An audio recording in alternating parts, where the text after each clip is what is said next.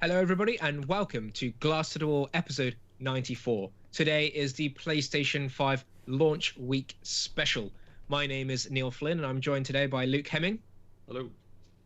Sandy Wilson. Hey.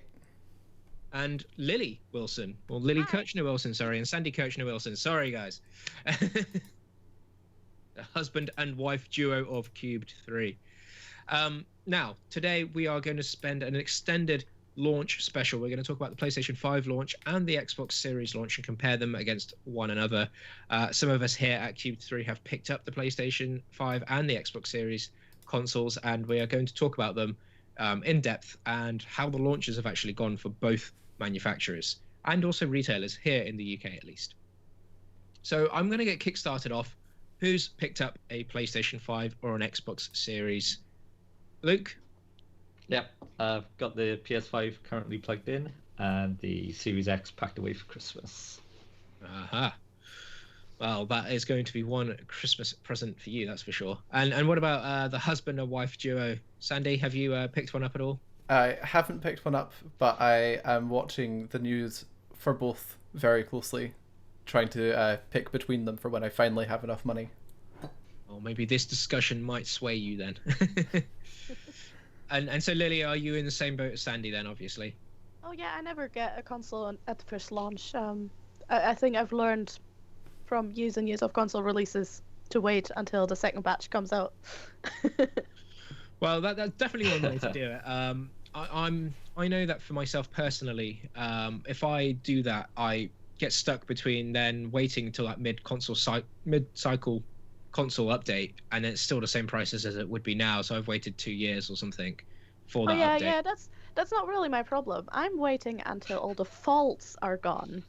Oh, well, we're going to get into faults, that's for sure. Because there are plenty of them. But I think what we're going to do first is talk about...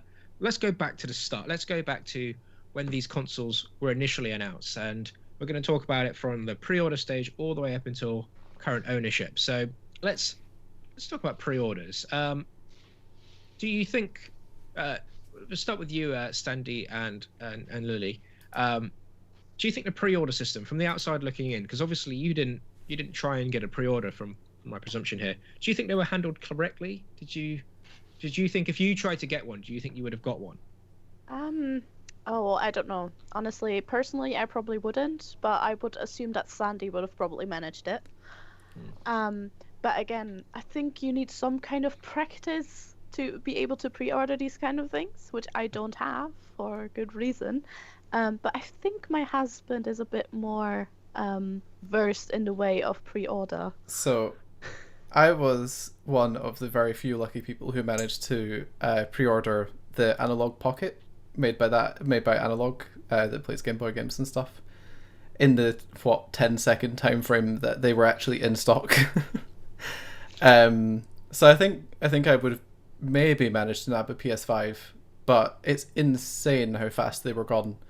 And then they were just like, there was just nothing. Like, people are still struggling to order them from what I hear, which is very interesting. The Xbox pre-order situation, I actually did almost pre-order an Xbox.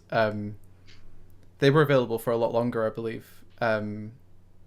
So yeah, I'm not too sure. The pre-order situation is kind of reminiscent of the Wii selling out everywhere and stuff.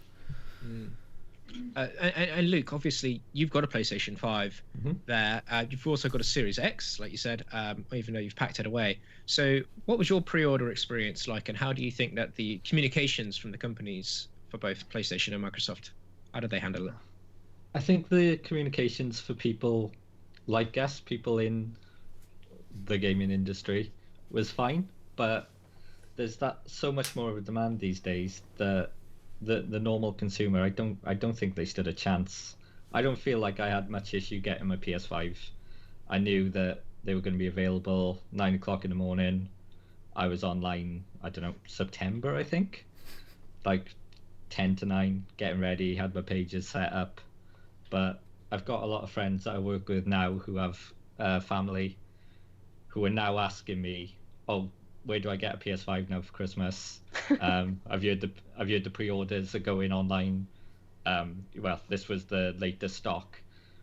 And you just have to tell them that unless you're savvy with this, I don't think they stood a chance really. Although, like Sandy said, I picked my Series X up a fortnight ago, maybe last week. But after that rush, and I didn't have that much trouble picking one up, to be honest. Yeah, I think we're very fortunate here in the UK. I think we've been given a lot of stock compared to perhaps other territories in the world. I do also think that other territories also handled the PlayStation 5 pre-orders very differently. So, for example, in the US, some of them went directly up after that announcement stream that they had, the showcase stream. Some UK retailers waited till the next morning. But for the average consumer, that PlayStation 5 stream, I think, was at about 11 p.m. Yeah. UK time, and I think it was 9 a.m. or even first thing in the morning that those pre-orders went live. So a lot of people missed out. There were other UK retailers who did time it a little bit later. So I got mine with Argos. I stayed up till 4:15 a.m. because that guy from Argos who works for Argos said they were going to go live at 12, 1 o'clock in the morning. So I sort of waited up till midnight. I didn't have to work the next day anyway. And in the end, I thought, well, I've waited up this long. I'm going to wait for them. And there was a little nifty trick in Argos to actually just access their catalog page and put the catalog number in and pre-order it that way. So there was a sneaky workaround. Aha. But I think a lot of people who wanted one, who were dedicated enough to get one, and this is what you've got to be, I think, when it comes to a console launch. Definitely. Whether you're queuing up on Oxford Street or wherever, if you want one, you go out and get one. You can't and ah. You have to have the money ready to pre-order. You have to have the intent. And to use a football analogy, it's a case of who wants it more. Funny you say that, because the whole launch thing reminds me so much of buying tickets for concerts that are sold out real quick. It's the exact same thing. You just have to be fast. It's like Reading Festival. It's the Reading Festival scenario. But I had a German PS5 in my Amazon basket at 1 a.m, just in case. But there was always that fear that I wasn't getting one in the morning. But I think you have to take that 9 very much for granted as well. 9 o'clock doesn't necessarily mean 9 o'clock. That's true. I was probably online at 7:45, just in case. You never know. Whereas Microsoft, obviously, they pre-announced their pre-order windows, and they were worldwide from what I understood. They said that we're going to go Tuesday. They left it a week, so they had the news story go out. Then they left it a week. It gave people enough time to get ready to prepare themselves for pre-order. And I think maybe that's probably why that didn't go down as perhaps poorly from a PR point of view. However, what does seem to be abundantly clear for both consoles is that there is a severe lack of stock. And I think part of this year's sort of situation, as we all know, the real world situation out there has perhaps stopped some manufacturing processes, particularly in places like China, for example, where they're mass producing these things. It's caused shipping delays, because you look at the PlayStation 5 launch window there as well, which we'll get onto very shortly. But do you think this is the fault of the manufacturers? Do you think it's the fault of the retailers? How do you think they could have actually done these pre-orders slightly better? Well, I think that there was some missed knowledge about the fact that because of Corona, I think a lot more people are also likely to pick up the new console. We've seen a spike in people picking up games and picking up consoles that wasn't there before, just because everyone is bound to be at home. And I have a bit of a feeling that that wasn't taken into account, that this whole launch was maybe planned before Corona hit like this. But who's at fault? That's really hard to say, because I think everyone is obviously trying their best. There's only so much everyone can do, and there'll be human fault along the lines, but can really blame them? I mean, everyone makes mistakes, and just because someone that really wanted a console didn't get one, I can't really fault anyone for that, to be honest. It's a bit annoying, but it's not life-threatening. And what about you, Sandy? Is it the retailers to blame? Is it the manufacturers to blame? Or is it the events of 2020? Well, I mean, so Sony and Microsoft were both quite outward that, well, I mean, especially Sony. I remember them coming out and saying, oh, it turns out our manufacturing process is a lot more complex than we expected. So they were expecting like half the stock they wanted for launch. And Microsoft came out saying something similar, like there's problems creating more Xboxes than they currently have. I don't think it's really the fault of the manufacturers. I think it's sensible to reduce numbers of people in their factories and things just now, and to lower their output. It's I mean, it's 100% the fault of 2020, I think. But at the same time, I think everyone's kind of done as good a job as they can, and maybe just there's some sort of miscommunication between everybody about exactly what things are at what level, probably just due to the way the world is. Yeah. And what about you, Luke? I mean, obviously you've got both. Should consumers be more savvy with pre-ordering? I mean, it's always been difficult to get new hardware, right? Yeah. But this is obviously going to be controversial, I'd imagine. But yeah, people should be, like you said, you got to be in it to win it. You've got to be there. You've got to be ready. And it's who wants it more. But I do think that with what's going on at the moment, like Lily said, people are more interested. Consoles now do a lot more than just play games, which I think attracts a lot of people. But for people who aren't used to this, I'm sure we've all stood outside a store at some point, picked up a console or picked up a certain game, just knowing that's just how you do it. But I'm getting a lot of conversations now with people I wouldn't usually have these conversations with, who are, oh, you know about games, don't you? You work in the IT department. Where can I get my PS5? I need one for Christmas, and it's just like, it's not going to happen. Yeah. Yeah. But yeah, I think the launches could have been handled better, and I think Microsoft have definitely pipped Sony in terms of that. Because at the end of the day, there's business as well, and I think, like you said, some of the retailers in America just thought, let's get ours out there now, let's get that money in as soon as possible. And there was no real control over that, whereas you had time to prepare for the Microsoft launches. And you see, now when it comes to retailers, so let's fast forward to slightly post-launch, I guess. Some retailers have put out some interesting statements on launch day of the PlayStation 5, where they actually promised there was going to be a bit more stock. Now we've got a comment here from Curry's. Gamers were, well, not even a comment, sorry. Let's just talk about Curry's. Gamers were expecting Curry's launch day orders to open on the morning of launch day at 9 a.m. in the UK, so that was Thursday, after the store confirmed that the drop time on Twitter yesterday. Just after 9 a.m., the account tweeted that the inventory go live date was put on hold, saying it would follow up with more updates.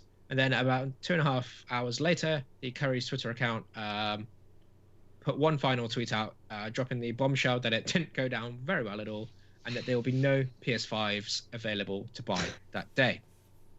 If you fast forward over to Game, another retailer in the UK, due to the volume of PlayStation 5s in the UK market and the size of the product, the launch has had UK-wide delivery challenges for all retailers and couriers. Our aim has always been to ensure that as many orders arrive on time for a release day as possible. Therefore, we've had to secure multiple couriers to help try and achieve this. To which one of the couriers that Game were using, Yodel, have come back out and put a response out because they felt like they were being unfairly targeted and blamed for the excuse that people weren't getting their PlayStation 5s on time from Game. And Yodel put out a response saying, our response to the recent Game customer email, our drivers will be out and about delivering new PlayStation 5s across the country today, and you can track your Yodel delivery there. But Yodel have come out and said they don't work directly with Game, but their client is Global Freight Solutions. And they go on to say that this is essentially, they put out a notice to Game that they don't have the capacity to deliver as many as they've said that they could. And so it's led to a bit of animosity there between those two playing the blame game. And then one final thing, and actually no, let's talk about these first, and we'll go on to the other one because it's slightly different. So people did have an opportunity to pre-order yet again, and a bunch of people have missed out. I think the way that Currys have tried to do that was perhaps unwise, because they also launched their Black Friday deals on the Thursday, and that's probably caused added traffic to their website. Games website also crashed, again announcing their Black Friday deals on a bunch of items. Probably not the best time to do it. Anyone? Oh, it's that a question? Yeah, definitely wasn't the right time to do it. I saw a great tweet on the morning of that where a guy was buying a new toaster, and he was like 179,000th in the queue just to access the website. Not even nothing to do with the PS5 or the Xbox. Is amazing. But it's every gamer's worst nightmare, isn't it? Getting that email on the morning your console's meant to be delivered, saying you're not going to get it for today. And I think I read as well that Currys, people who had pre-ordered on Currys, they were able to get into the website at about 10 to 9 and pre-order. And once that tweet went out that there'll be no stock, all of those pre-orders were cancelled for all of those customers. Oh. Yeah, I heard this too. Just punishing anyone savvy enough to be ready for it. Oh, that hurts. Oh my Yes, god. that's the worst. So. That is Obviously there are terrible. things. Yeah. That is so bad. I Honestly. did try to get into Games' website the other day when they started launching their deals and stuff, and I was like, this is not going to load. I can just sense it. Like after even just 1 minute of Google spinning, I was like, nah, I'm just gonna step back from this. Yeah, see, I always have obviously the opportunity to order both from Germany and the UK. So when one side doesn't work, I can always try the other. And that saved my behind quite a few times, actually. There were quite a few times where a game or some form of merchandise was sold out in one country. And I went to the other one and I was like, I can order it there, because I mean, even if they don't deliver to the UK, I still have family in Germany I can deliver it to.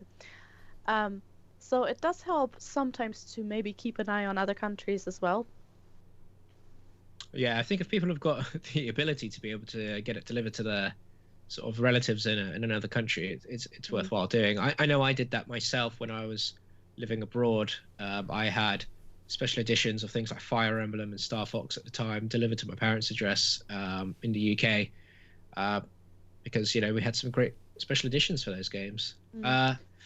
When it comes to both Game and Currys, I do feel slightly sorry for them. They're having to shift their business online because the England is currently in lockdown anyway, which is the majority of the UK.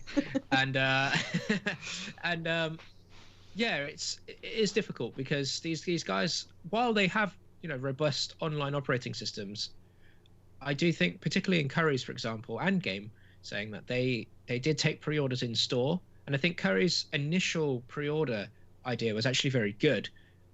You could buy the consoles, particularly the Xbox Series X, anyway, for £2,500. That is a lot of money. That's about £2,000 over the recommended retail price. But if you pre-ordered in store, they would give you a £2,000 discount voucher to be applied to that. So I think it was a very, very crafty way of stopping scalpers, because they basically could identify that person in store, as opposed to two-factor authentication, which is now being circumvented by many scalpers. One thing I guess we can talk about right now are the scalpers. Prices on eBay go for £1,000, £1,500. CEX, which is a sort of pawn shop in the UK where you can go and trade items in. I'll clarify it. It's items where you can trade in. Are offering, I think, £650 for a PlayStation 5 or £600 for a PlayStation 5, which is £150 over the recommended retail price. They're buying that off you for cash, and then they're going to go and sell it for £700 something themselves. So there are options to obviously offload PlayStation 5s. Options. Would any of you ever support the scalping business? Would you ever, if you were that desperate, would you buy it over the odds? No, on eBay? Not a absolutely, chance. absolutely not. Because I was really into going to concerts, and you have exactly the same thing. People buy a ton of tickets, and then they sell them like for 2 or 3 times the price. And I always said I'd rather not go to the concert than buy the tickets from these people. And I still feel like that very strongly about a console. At that point, I'm saying, you know what? There's still 50 games on my current consoles that I haven't played yet. I'm just gonna play these until I get my hands actually on the new one, if Yeah. that makes any sense to other people. I can understand that you absolutely want that new technology in your hands right now, but I think logical thinking kind of stops most people probably from going for like these kind of deals. And I think what these kind of deals are actually aimed at are at parents of small kids who do not understand the gaming world, who do not understand how these console launches work, as you mentioned before, Luke. And those people are so desperate to get that console for Christmas that that they will pay that. They will pay that money. And um, I think maybe some education towards that is warranted for parents, because I feel a bit sorry for them. On the Yeah. on the opposite side of the coin, though, is going to be glorious on the day where those scalpers realize that they're going to have to sell them for like $450 if they want people to buy them when they come back into stock and things. Like CEX will have paid out $600 to all these people, and then their consoles will not go for $600 plus in a couple of months. Yeah, it's difficult. It's a gambler's game, really. I think when you're buying in stock like that, I think scalpers will probably take, it's the cost benefit, right? If they buy 10 PS5s and they're able to sell a couple at £1,000, but they have to get rid of the others at normal retail price, they've still made a profit. Yeah. Luke, are you a capitalist? Oh, Or well, are you a yeah, communist? You're a console communist. certainly a capitalist, but not when it comes to consoles and gig tickets. I totally agree with that as well. I would never support this, but getting something from CX that's actually worth more than you get, that never happens. That's tempting, isn't it? Are you tempted to trade in your PlayStation 5 for? Well, I think thinking about what we're going to go into later and current issues and stuff. Yes, well, that is very true. That would be a reason to, but no, currently I am sticking firm, and I took the time to get this. But like Lily said as well, aimed at parents, I have had people asking me, would it be worth paying £900 for this? Is the console worth it? Because all my kid wants is this for Christmas, and it's very hard to dissuade parents from that. And I can see them taking a punt on it. I mean, that is interesting. I think there's a time where there are limited items only. So, for example, we talked about the Super Mario 35th anniversary. I think, Sandy, you've got the Game & Watch in front of you as well. There we go. That's only available until March, but we know more stock's going to be coming of that. So, at the moment, if you want one, don't pay £100, £200 for them. There will be one, surely, for £45, £40, £50. The normal retail recommended price on a bunch of websites. Don't do that. However, if you're watching this in November 2021, well, where were you? You might now need to pay those kind of scalper prices because it's out of the production run. But with the PlayStation 5 and the Xbox Series S and X, just wait. Wait till they come back in stock. Yeah, there will be more. There's nothing to say that they aren't going to come back before Christmas either. There's been no indication. Well, I think both of them have before, said. yeah. Both of them have said that I think they're going to struggle to stock until the next financial year. Really? So I think some retailers will have dribs and drabs. Obviously, we know Currys have got some. Yeah, somewhere. What they're going to do with them, I don't know. So I think it's going to be tight. Sony and Microsoft have both said, Phil Spencer, Jim Ryan have both said that they're going to struggle with stock numbers until March next year. So it's going to be very difficult. But let's now get past those launch sort of woes and issues, and let's get into the actual hardware itself. So, Luke, I'm going to be talking to you, I think, a little bit more on this in terms of the initial setup for the PlayStation 5. So how did that go? You got your console, you unboxed it. Then what? What happened? I was really surprised actually, being somebody who's had lots of previous consoles and seeing, for example, those little Pikmin taking my little games across onto my Wii U. There was just a sign-in message. If you had a PS4 and you have the app, here's a QR code. Scan this code. I scanned it onto my phone, instantly signed in, and everything on my PS4 was there, available for me to download. And it was instantly signed in. There was no passwords, nothing. I had the option for two-step verification, which I really liked. And seeing as I was doing off the app, I had my phone in my hand ready. So I was set up and I was ready to play within about 2-3 minutes. But what I will say is there was no indication of when those transfers were going to finish. And there was no notification to say this is happening in the background. So after a couple of hours use, I just turned my PlayStation off and then come back to find that half of those didn't install, which then meant it wiped out all of those. So I had to start again. Right. And then go through all the settings and manage to find a little progress bar lost in the menu somewhere saying this is going to take this long. So the PlayStation 5 doesn't download while it's turned off or in rest mode, or? Oh, I think it does, but I'm OCD and just turn everything off. And also, I assumed it was done, so there was no need to rest mode it. You would think there would be something to say, this is still happening in your notifications, like the old PS4 did it.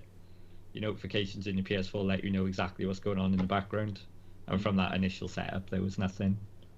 But that was the only issue I had, and it didn't cause any problems. It just meant I had to leave it on a bit longer. Of course. Now, you see, I didn't have a PlayStation 4, so when I set up my PlayStation 5, I just went through the sort of accept these user terms and conditions, log into my PSN account, and then it was quite seamless. It felt quite easy. There wasn't nothing there. But again, I didn't have a PlayStation 4 to transfer any data over. My Xbox Series S, I've had that for about a month or so now, and I just as I was saying to you guys beforehand, I actually can't remember how I set that up.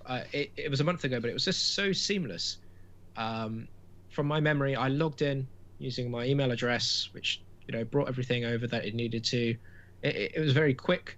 There was a few day one updates to do, but I think this could have been mainly because I had a pre-launch version. I don't know how quick that would have now been pushed down to with the newer updates, but there were definitely some updates that they needed to install. I did feel like it took a bit longer, but it wasn't any more difficult. It was just the case that it was installing. But it seems like, unlike the PlayStation 5, there was a progress bar that told you how long it was going to take. In terms of bringing stuff over from the Xbox One infrastructure, there are two options. You can do a network transfer, so you just connect both of those Xboxes to the same internet connection, and then it brings things over via the internet. Or you can just unplug a hard drive from your Xbox One and plug it straight into your Series S or X, and it's there. There's no need to do anything else. It's literally plug and play. However, the only caveat to that is obviously any Xbox One game that has now been Xbox Series X or S enhanced, you will need to download an update to experience those, but that's to be expected, right? So, and obviously you then need to install it to the SSD, the internal SSD, to benefit from that. Okay, so you've turned on the console, Luke. You haven't had any issues. Go to play a game, or you go to install a game? Anything else? Have you had any? What's your experiences in that sense? I'm laughing because I know it's coming. Yeah. I would say people have had very different experiences is probably the nicest way I can put it. But I would certainly count myself as one of the lucky ones. I have had no issues whatsoever. Everything does exactly as it should be doing. Games load instantaneously. Everything's fine and performing as expected. You finished with Sorry. your brag? Have you finished with your bragging? Have you? I might just go play some Spider-Man for 5 minutes while I wait, because it'll load in a sec. So I'm not quite Not sure now, I how. can't hear it. I'm not quite sure how isolated my experience is. Trawling through Reddit, YouTube, Twitter, everything else like that, I have seen people have similar issues to me. So setting up the console was fine. I've had to do it 3 times, so I know it now because I've had to factory reset my console a couple of times. And this is because games weren't installing properly. They would say they're installing. They'll take a very long time to install. You would eject a disc from the PlayStation 5 version of that game, and the icon would disappear. The game would disappear. You put the disc back in. You had to restart the whole process.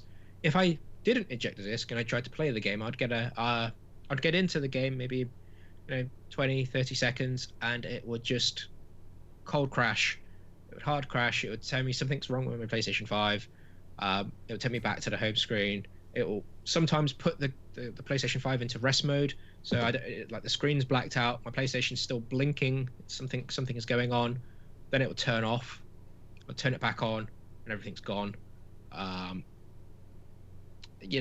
Whether this is just me, my PlayStation 5 is also making it's not whisper quiet. Not that PlayStation have actually said that their console was going to be whisper quiet. They never actually claimed that. I think it was either Eurogamer or someone like this. But my PlayStation 5 is not whisper quiet. Whether there's a disc in there or not, whether it's been read or not, it's a noticeable hum.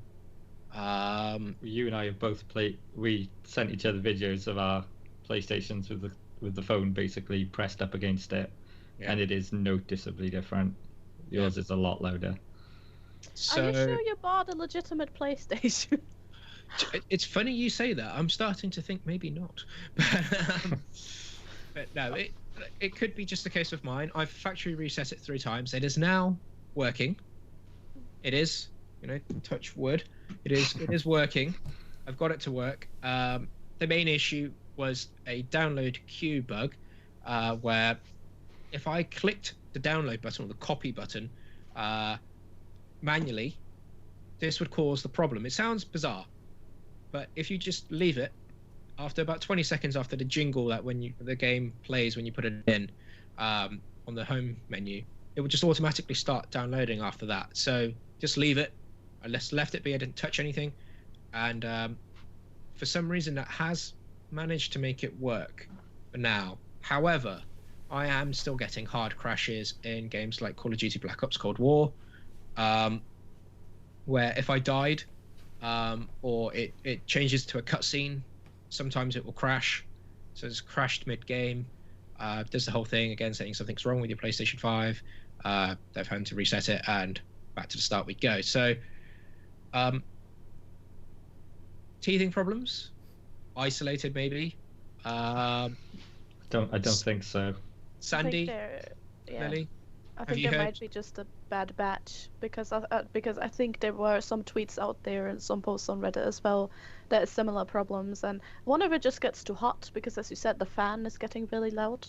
Maybe there's a problem in that, and I mean you get that in production lines. If there's one mistake, they're producing like so and so many in like one batch, and if there's one mistake in that one batch, it still gets shipped out, and they probably won't notice.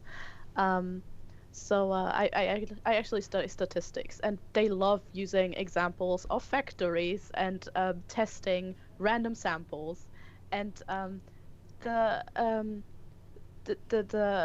possibility of actually a whole batch going through that is faulty without being noticed is actually surprisingly high.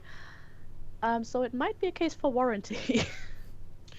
So it could be a case. I mean, Sandy, what do you reckon with my PlayStation 5? Shall I ride it out and see what happens? Do you think a patch could fix this, or do you think maybe I should just wait and claim on my warranty in 6 months' time? So at least I've got a PlayStation 5 in the meantime. Well, you see, apart from resisting the urge to make a joke about Call of Duty crashing when you die because that's realistic, and your PlayStation's like, nope, you can't play anymore, you're dead. I don't know. I feel like it'd be worth contacting them and saying, yo, do you guys have any PS5s for replacing broken ones? Because I know that Nintendo, when the Wii was sold out, managed to replace my Wii when you couldn't buy one in the stores. So there's maybe a possibility that you could contact them and be like, oh, my PlayStation's being really loud and doing weird things and crashing a lot, and they might just go, yeah, just send it to us and we'll send you a new one. Have you spoken to support, to PlayStation support? Whenever I try to call them, I keep getting a blanket message that their phone lines are too busy at the moment, and then it hangs up. Oh, well, maybe you're not an isolated case then. Yeah, I mean, there could be many issues that people are having. The other thing is not really so much of an issue, but defaulted to a PlayStation 4 version of Call of Duty Cold War Black Ops. So we've got the PlayStation 5 version, but it will download the PS4 version by default. I think that's just something that they can put in an OS update. I don't think that's an overall a big issue, but I think a lot of people think they have the PS5 version of Black Ops and are actually playing the PS4 version. It's slightly frustrating. Luke, you were saying that you've happened to see some people talking about Demon Souls and Godfall having the database rebuild issue, and it's some rare cases it's permanently bricked their system. Are you worried yourself that your system might fall to this terrible fate? Yeah, definitely. Like I said to you, I'm not treating yours as an isolated case. I would certainly say that the people who have got fully functioning PS5s are the rare exceptions. Ironically, you're the isolated case. Yeah. I think I might be the only person who has one that works. Yeah. Seeing so many guides online from various websites giving you've just had your new console, here's your troubleshooting guide. Like, this should not be happening. That should not have to be something that sites have to do. It really feels like the Xbox 360 launch back when they started, like they were like, I don't know, cheap production. I can't remember exactly what the issue was that drove it, and then just everyone's consoles bricks and all sorts. The thing about the 360 launch is that those incidents didn't start happening until a couple of years down the line, once they'd overheated and melted to the motherboard and everything like that. Yeah. Whereas this is happening day one. You know, I don't really remember a lot of people talking about their 360s having a lot of issues day one. They came 6, 9, 10, 12 months down the line where the dust had got in there and then it started overheating and that sort of situation. But Luke's right, really. I mean, there are a lot of outlets who've put their how-to guides, help guides. Lily, with my experience versus Luke's experience here, or any other experiences that you've heard on the internet, would that make you a bit wary about buying a PlayStation 5? You said that obviously you tend to wait till the mid-cycle upgrade. Is this more of a reason to do so?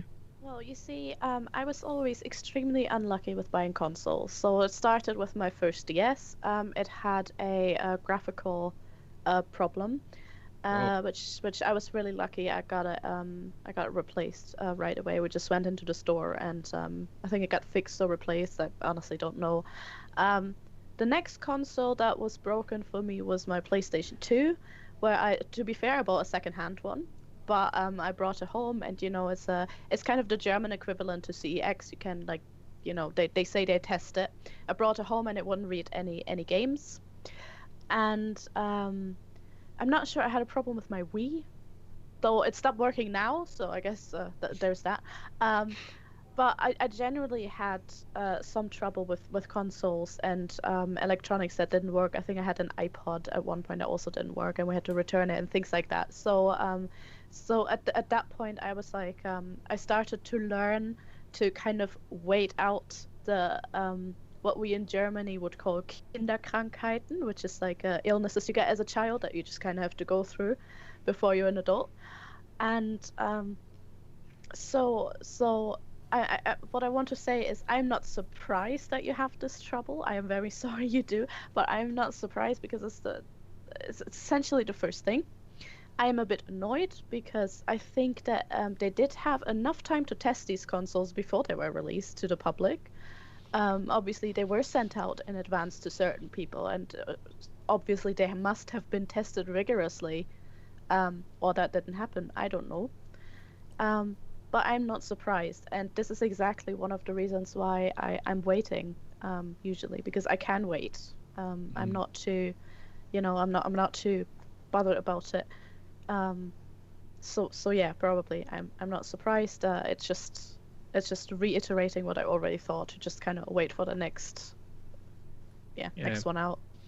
Now to put the boot on the other foot, Sandy, and Luke as well, and Lily, if you've heard of it, any of this, Xbox Series S or X, have you heard any issues with those glorious consoles? Not yet.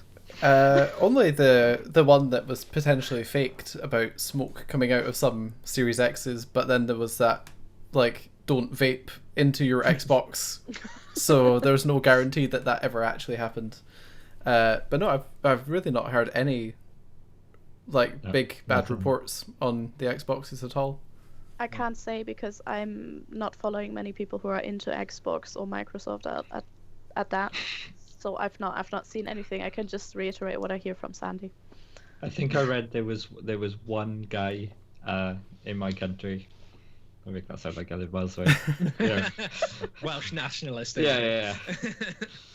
We're still trying to split that bridge.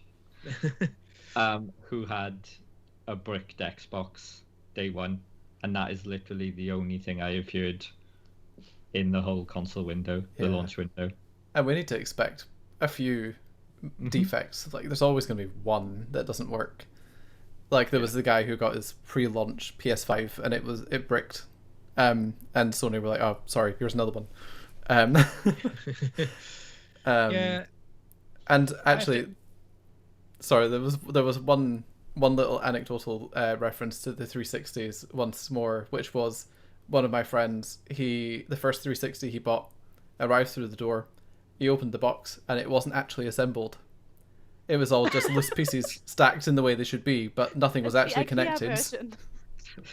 Well, it's funny you say that. I skipped over a topic when we were talking about retailers, and we should probably briefly mention this because Amazon UK have had mass theft go on with their PlayStation 5s. Now, as of Sunday morning, I've not seen Amazon put out a statement about this just yet. But what's happened was on launch day of the PlayStation 5s, anyone who ordered theirs from Amazon has had a bit of a shock where they've had cat food delivered, they've had George Foreman grills delivered instead of the PlayStation 5. And so what's happened is, or what's suspected to have happened, is that someone has taken those PlayStation 5s before the delivery of them and ran away with them and replaced them with other items. Now, what Amazon have done to certain people, I've been speaking to the owner director of Push Square, PlayStation website, Anthony Dickens, who's put out a tweet. He said that that Amazon gave him a £100 or £150 apology voucher for this, and is he getting his PS5 as well? No, that's what he wants. That's the funny thing. He wants his PlayStation 5, but instead I think they've refunded him plus an additional voucher, whereas some people have only been given a £5, or a £10 or a £50. So they seem to vary case by case. But how much stink you put up, essentially. Maybe it's dependent on what you get. If you get like a grill true. that's worth 150, you get 150 back. Yeah. It is. It does seem like the Amazon PlayStation 5 lottery at the moment. I'd be interested to see how they address this. Obviously, there's been some mass theft here, some fraud, which isn't really down to Amazon UK's fault per se. It's obviously their delivery drivers or someone in the warehouses, or maybe there is a big scandal going on somewhere, which will be interesting to see what happens there. But that is also it's really bad, and I definitely feel sorry for anyone like that. But anyone who most people will order off Amazon because that's like the go-to site at the moment. Yeah. Now, I don't know how isolated this is. I don't know the percentage chance of getting a grill versus a PlayStation 5. Mine came from Amazon. Okay. Sorry. Well, again, they run as hot as a George Foreman grill, let's say. But I do think that both Xbox and PlayStation this year are competing not only with games consoles, but they're also competing with utilities companies, because I haven't had to turn my heating on since I've owned these consoles. It definitely heats up my room well enough to make sure it puts British Gas or Scottish Energy out of business. You're gonna pay that in electricity bills. Yeah, it's true. Electric heating. Okay, so then Luke, you've used your PlayStation 5 now for what, maybe 3-4 days. What's your experience? Yeah. What's your experience with it? Are you happy with the choice? Is it justified? Yeah, definitely. I've really enjoyed it. There's been some really surprising entries. I thought that I would only be playing Spider-Man religiously.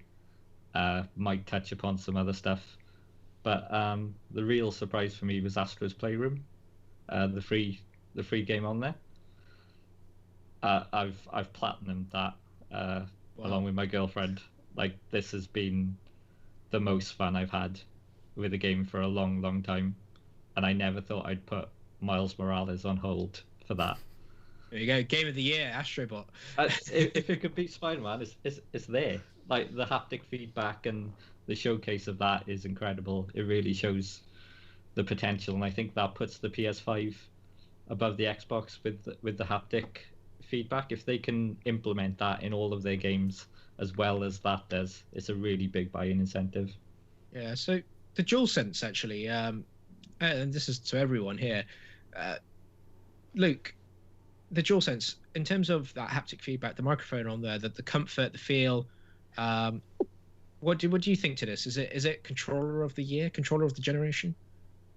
I'd like the left stick in the directional pad position. I'm used to that now in the Microsoft style of controller, but it's a bit bigger. It's got a bit more heft to it.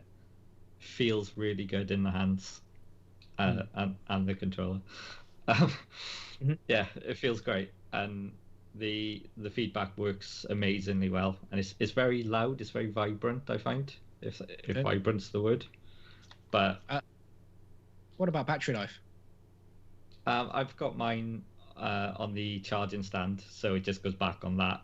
I haven't really noticed anything, but I played on it for a good 5-6 hours yesterday with no issues about the controller running out. I think I'd lost a bar maybe, so wow. plenty of battery life on them. See, amazingly, I'm using the supplied cable charging from the PlayStation. Yeah, I think you know where this is going. I think so. And I've not really played any games, but obviously the controller has been left on while games are downloading, and battery's running low. I've had to charge my. I've barely played anything. Are you sure it's a real PlayStation? I'm starting to think I've got a knockoff here, but yeah, no, it will. The battery will deplete after maybe 3 hours. On not actually, I'm not touching anything. Obviously, the controller's still on. I get that. Is there not a battery safety feature, like, you know, in the PS4 it turns off automatically if you just don't touch it? I mean, so far it hasn't seemed to be this way. I'm sure there must be a sleep mode on the controller. Yeah. I could manually turn it off, I'm sure, but I'm sort of fumbling around with it. You shouldn't have to. If I've done a 6-hour stint and lost one of the 4 bars of charging. And I've heard Astrobot is a battery-intensive game as well. With yeah, everything is going on with it. Interesting. Wow. Look, it sounds like you locked out. Yeah, it does. Sorry. Well, I will talk about the Xbox Series S on the other hand. The Xbox Series S, the controller uses AA's, but I've rarely had to change them. I recharge with sort of rechargeable AA's. They were brand new AA's that I put in there though, so that might be the reason why the controller lasts so long. But absolutely fantastic. I think the grip on the side of it, the matted grip on the side of the controllers, is great. It feels very comfortable to hold. It's slightly smaller than the Xbox One controllers, which just makes it slightly better to grip, I think. So I'm happy with the controller on the Xbox Series S. On the right there, Lee. Sorry, it's the dog. I know. I saw it as well, just rattling around in the background. And then the actual console itself, it is, as they say, whisper quiet. I haven't had any issue whatsoever in terms of noise in there or overheating. It does run hot. Don't get me wrong. The OS is fine. It's snappy. It's quick. The quick resume function works. I have to say I'm loving the experience I'm getting on the Xbox Series S, and I'm sure I'll love the experience on the PlayStation 5 when I can officially get it to work. I do think the OS looks snazzy. I do like the controller on the PlayStation 5. There are things there to be loved. Just let me play it, please. So we're going to talk about one final thing. I think we could talk about storage space for a while, but I think maybe we should save that for another update, because I think there's more coming on that in terms of both consoles. But let's talk about the PlayStation's Jim Ryan, who has commented about Game Pass. So we've had this conversation before. Now, this is actually, on September 17th, where he made those comments. We've had this conversation before. We are not going down the road of putting new releases and titles into a subscription model. These games cost many millions of dollars, well over 100 million, to develop. We just don't see that as sustainable. We want to make the games bigger and better, and hopefully at some stage more persistent. So putting those into a subscription model on day one, for us, just doesn't make any sense. For others, a different situation, it might well make sense, but for us it doesn't. We want to expand and grow our existing ecosystem, and putting new games into a subscription model just doesn't sit with that. However, in the last couple of days, Jim Ryan has now been asked once again about the possibility of a PlayStation Game Pass. This time, however, instead of repeating the views on financial impracticalities, he's chosen to push the question down the road by saying there's actually news to come, but just not today. So if there was to be a PlayStation Game Pass, per se, we do know of the PlayStation collection available on PlayStation Plus. You've got PlayStation Now, so they're already halfway there. Yeah. We've talked about Game Pass on our shows before and on Cube 3. We don't really talk necessarily about the PlayStation Plus and PlayStation Now propositions. Luke, as a PlayStation user yourself, what do you think to this? I think it's the only way they can compete, to be honest. At the moment, I think the PS5 has got things beat in terms of Microsoft, in terms of just exclusive games and launch titles, and I think that's what's drawing the people to the console. But as soon as Microsoft bring out those exclusives, as well as all the developers that they've purchased over the past couple of months, I think they've got them beat in terms of Game Pass as well, and Sony needs something to reply to that. Because in terms of consoles, I think an Xbox and a PS5, you're getting pretty much the same thing. There's no comparisons really. You're getting the same fast loading, you're getting the same basic storage space. I know you get more on the Xbox, but it's negligible. So I think that's the only way that PlayStation are going to be able to compete for the duration of the console life. What about you, Sandy? I mean, you're a Game Pass user yourself.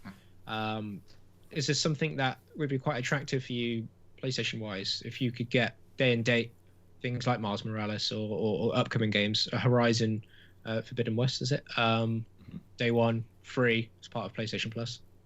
I mean, I think it would be incredible if they were able to offer that. I've got a sneaking suspicion that what they'll do is they'll expand PlayStation Now into their sort of Game Pass platform, and they'll probably offer all of the third-party stuff.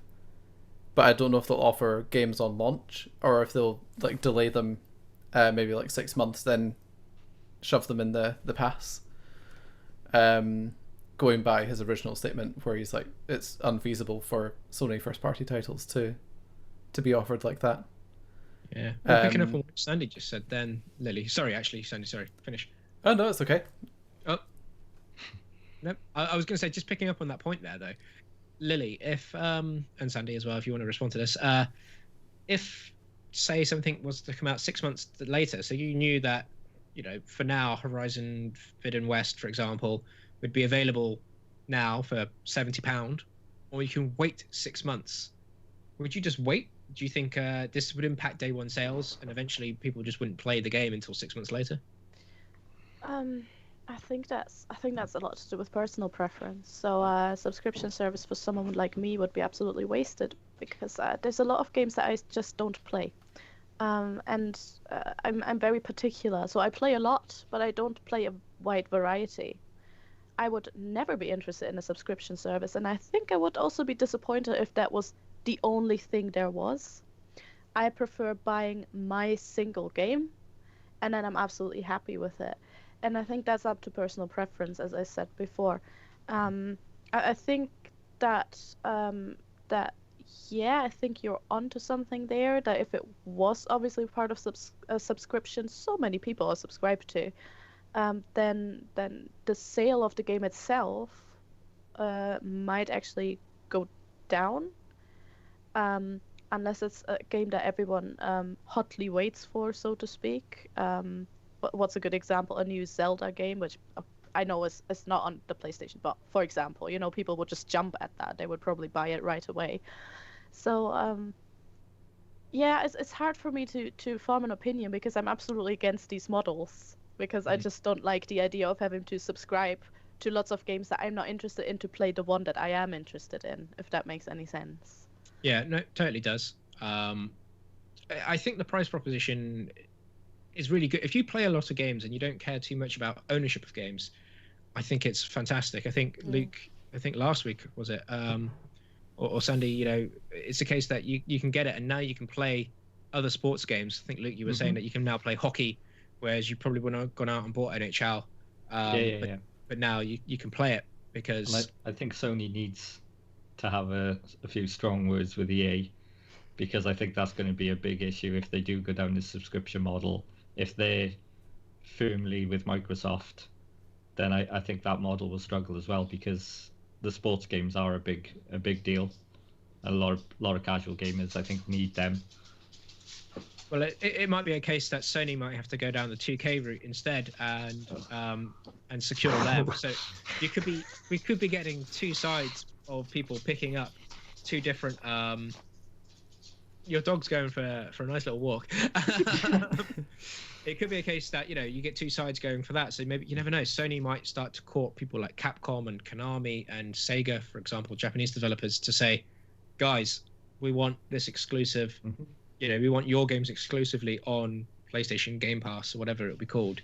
Bandai Namco as well. They could really turn into a bit of a messy scenario if this comes down to it, because if EA have signed an exclusive deal with Microsoft to only have that as part of Game Pass, obviously EA Play is still available on other platforms. It's still available on PC. It's still available on PlayStation. But you never know what's behind these deals. It could be a case that Sony goes out and starts acquiring companies in a similar vein. Microsoft said they're not done. We know that Microsoft is still yet to go and buy more companies, which is just unfathomable, really. Okay, so if they were to do it, what's the reasonable price? Do you think $10.99 is it a bit expensive? I mean, obviously Netflix is a bit cheaper, Amazon Prime's cheaper. I mean, Game Pass Ultimate for what, £11 a month is incredible, especially if you own a gaming PC as well. So you have that crossover. You got everything on both both play spaces. Can I just double check something before we continue, because I don't know a lot about Game Pass. So the games that are on there, are they ever going away? Yes, they rotate. Yeah, they're like roll in, roll out. That's what I would find really problematic. the official Microsoft ones, first party, and assumingly the Bethesda ones as well, won't roll in and out. They're gonna be there the entire time. But if there's a third party game that is on Game Pass, it will roll in and roll out. Oh wow, okay, yeah, I wouldn't like that at all. For going back to a game after a couple of months, I don't know if you ever do that, or even after a year or two, because I do that actually quite a lot. Yeah, it's weird, isn't it? It's such a weird idea. I think it's the idea that you do gaming rather than watching TV, if that makes any sense. That you actually you need to invest that time in this time frame to get your money's worth. Does that make sense? No, it does, definitely does, Yeah, because totally. you need to. Well, it takes time to complete a game. If you're playing an RPG, for example, and then you find out. Now, Microsoft didn't really used to give you as much time. I think they now tell you 30 days before the game is going to disappear. it still might not be enough time, but at least you know it's there. Now, your save data remains. In fact, the game still remains on the console, by the way, Lily, just in case you wanted to know. So if you then wanted to go and buy the game digitally or even physically, your save data will still be there. And they actually offer you a discount. If you're a Game Pass member, they offer you a discount on the full game. So if you are a digital person... It's a demo service that you pay for. It's well, you do have the full game. You could complete the game if you do it within time. But yes, you're right. And essentially, it's... I wouldn't say it's a demo service. I'd say it's a rental service. Fair enough. But yeah, it's you are essentially renting the game. But you do get games with gold as well. Yeah. So you do get 3 or 4 free games every month, either from the Xbox 360, Xbox One library, sometimes even... Xbox One library, that are yours to have as long as you have Xbox Live Gold, and in some cases they are yours to keep whether you have gold or not. So it's very convoluted, I think, for people who aren't well versed in all these terminologies. But either way, just to finish this, Phil Spencer has come out and said that 75% of Xbox Series X and Series S owners are subscribed to Game Pass. 75%. So I think this is probably why Sony have probably come out and thought there's money to be made here, or maybe Microsoft have sold more consoles than Sony thought they were going to sell. So mine was purely bought on the strength of Game Pass. I was not considering a Series X until the potential of Game Pass became what it was. That's the only reason I bought one. Interesting. Now, at the moment, I've only had Game Pass either for free or introductory prices. So I haven't had to pay $10.99, and I've had it for a year. And I essentially look out for deals. So for me, that cost value at the moment at $10.99, I think it's a great deal. But because I've not had to pay $10.99, I've found deals where certain retailers will have it. You buy 3 months and you get another 3 months for free. There were quite a few introductory deals last year when I jumped in. So Black Friday is coming around the corner. Some deals are already up now. I think you can get some discounts on Game Pass. You can load up to 3 years worth of Game Pass on there. So if you do find for example, an annual subscription at half price, buy 3 of them. If you know you're going to use it, just go and buy 3 of them now, and you're sorted, basically. I think it's definitely good if you are into this, and I think a lot of people are, and that's probably why they sell so good. And honestly, that is a lot better than having to pay £50 to £70 for a game.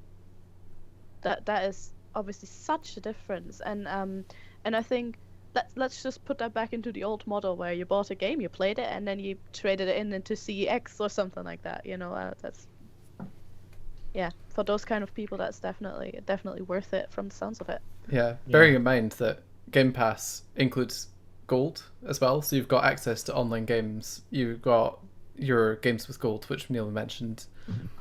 You've got the choice of going for Ultimate, which gives you EA Play and access to Game Pass on your PC. And your phone. And your phone. And I think this is maybe where Sony having a subscription service would be tougher, because they don't have a lot on other platforms. They don't really have that sort of group. Like, I mean, obviously Microsoft's been buying every company it can get its hands on. And, I mean, if Sony could buy Capcom and stuff, I'd be there. I'd be 100% there. But I can't see them being able to charge £11 a month without, I mean, including PlayStation Plus. Maybe they also will start releasing something for computers. I mean, Horizon's out there on PC. Yeah, so. just say Horizon's on Steam, so it's doable. Maybe, yeah. Okay, so there's a few things to come. We can speculate forever whether Microsoft goes out and buys Activision and Bungie, or if Sony goes out and buys Square Enix and Sega. You know what? Sony's gonna go out and buy Xbox, by Microsoft. I don't think that's physically possible. Might be possible the other way around. Yes, I think Microsoft could afford to buy Sony, but I don't think the other way around. I don't know that. I don't think anyone's going to be going to buy Nintendo anytime soon, and we haven't mentioned the big N at all, really, on this. But Nintendo, I think, are quietly going to do quite well this Christmas. I think they're going to sweep up the rest of those sales. They've Switches in stock. They're on sale in certain places. Nintendo have done incredibly well to keep that recommended retail price at the £280 mark. It's insane that 3 years on, nearly 4 years on, that they've been able to do this. Everyone who's not bought a PlayStation this winter is going to get a Switch. Well, how many people don't already have a Switch? I think is. I mean, obviously there's millions and millions of people that don't, but I am surprised that Nintendo aren't doing more deals to take advantage of this. Some of their games are down to $30 in the US, which I think is amazing. I think some games are down to £40 here in the UK. You can go to Aldi or Lidl. One of them is doing the Switch for £230. So there are deals to be had, but I'm surprised that Nintendo hasn't just slashed the price of the Switch, the recommended retail price, let's say to $230 with a game, just to absolutely sweep up the entire Christmas deals. But there's still time to be done before vital Christmas shopping. It's still time for that price to drop. Yep. But for now, I think that's all we can say really for episode 94. It's been a very long, extended episode. Sorry for anyone who's still listening to us rattle away. But just before we go, one final thing. Luke, we already know what you've been playing, so we don't want to go over that again. Sandy, what have you been playing in the last week? So I've been back with Yakuza 5, trying to blast through the last character's arc in that story, and struggling quite a lot. His combat is very bizarre. Fantastic. And Lily, have you been playing anything in the last week that's worthwhile mentioning? Probably not. I mean, I did play, obviously, all the time. But it's still the same game. I'm still playing Doraemon Story of Seasons for the relaxation. Problem is that I finished Persona 5 Royal. So, where to go from there, you know? Yeah. And Luke, so we know you've been playing Astrobot, and you've probably moved on to Spider-Man now? Yeah, but I am still playing my Switch. I'm playing Kingdom Hearts Melody of Memory.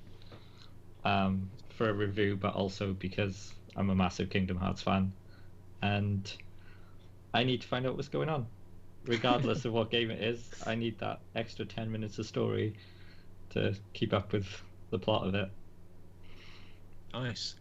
And I've been playing Super Mario 64 on the Super Mario 3D All Stars collection. Finally 120 starred it. I have done this before. I'm not a novice at this game. For some reason, it's taken me this long to do it. But I've been talking about this game for like the last 5 episodes, I think now. But it's just because I go in there, I get 1 or 2 stars, and then I actually go to another game that I've been playing. But I finally 120 starred it. I've finally received my copy of Age of Calamity, so I think that's going to go in. But I think this week my most clocked game is the PlayStation UI OS menu. It's a classic. It is. It is. I think that is the thing that's had the most screen time, which is so depressing.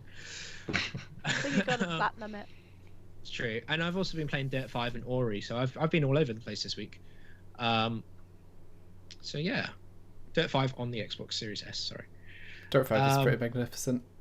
Yeah, I'm having a lot of fun with that, and I've got my review to come. Sandy, I think you've put one out as well. Yep. So anyone interested in Dirt 5, don't wait for my review. Go out and buy it. It's fantastic. I'll tell you that right now. You don't need no spoilers needed. Sandy's already given it a great score as well. 9 out of 10.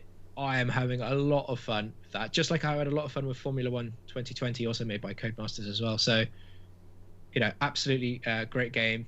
And as we talked about last week, if they're being bought by Take-Two, and Sony goes and buys Take-Two, oh my. Anyway. Well, that's it for this week's episode of episode 94 of Glass of the Wall. We hope that you've enjoyed our PlayStation 5, Xbox Series X and S rant. We'll be here next week to talk to you about more things gaming. But for now, everybody, take care. That's everything.